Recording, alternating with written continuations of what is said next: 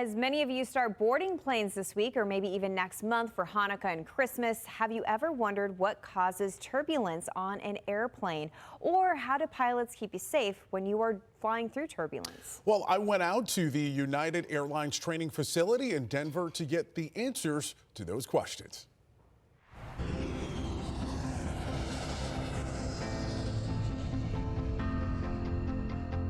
Rob Biddle has been a United Airlines pilot for nearly 3 decades.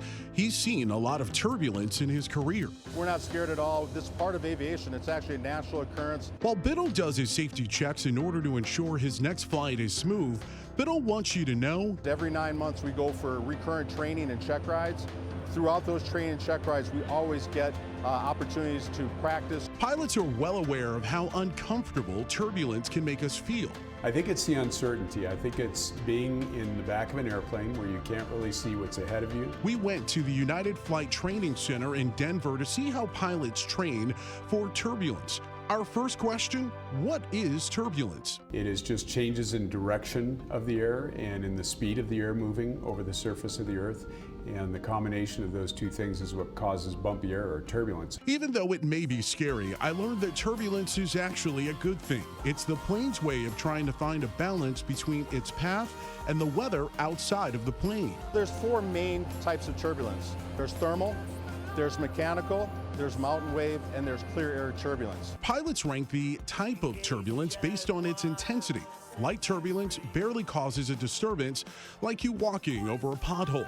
But severe or heavy turbulence can cause the plane to shake violently and may result in injuries. So what kind of turbulence is this? This is light turbulence. Inside one of United's flight simulators, we fly close to a thunderstorm, or what many pilots refer to as thermal or convective turbulence. Convective turbulence is where you have uneven heating of the surfaces of the earth. And as those surfaces heat unevenly, they cause things like thunderstorms as they interact with moisture. First thing we do is turn on the seatbelt sign. And if it gets too bumpy, Flight attendants, please take your jump seat. United's policy is to avoid flying through any storms unless it's necessary. Thankfully, as we navigate away from the thunderstorm, the turbulence subsides in our simulation. There's another type of turbulence pilots can't always see called clear air turbulence. That sometimes happens just because you have wind currents that are in the air, jet streams that change directions unexpectedly. Clear air turbulence has always been a problem. Obviously thunderstorms, we can see it, we know it's going to be turbulent, we avoid it, we can see it on our radar. It's the reason why pilots say you should always have your seatbelt on, even if the flight is smooth. There's also another type of turbulence that tends to happen near mountains. You find that your airspeed changes, your altitude changes unexpectedly. Mechanical turbulence can occur if planes are too close to one another. They leave a wake behind them, and if you happen to fly through that wake, that'll give you a little bit of a jolt. 100 knots, V1, rotate, gears coming up. As planes move through the air, they can create small vortices that aren't always possible to see with the eye. It's why the FAA mandates how closely planes can take off and land. And while turbulence can be scary, Max power. there's a lot of technology that United Airlines has invested in to ensure your next flight is smooth. Using Doppler radar technology to find out if there is wind shear, if there's a storm cell that's severe, maybe hiding out. All of United's pilots have an iPad that can often see where the turbulence is before the plane encounters it. We can find out that the rides are better lower, or maybe higher. We do have our own meteorology team that's constantly monitoring for changes in the weather patterns out there. If you're sitting in the back of the plane, you'll feel more bumps. Pilots also recommend taking an early morning flight for the smoothest ride. Has turbulence ever caused a plane to crash?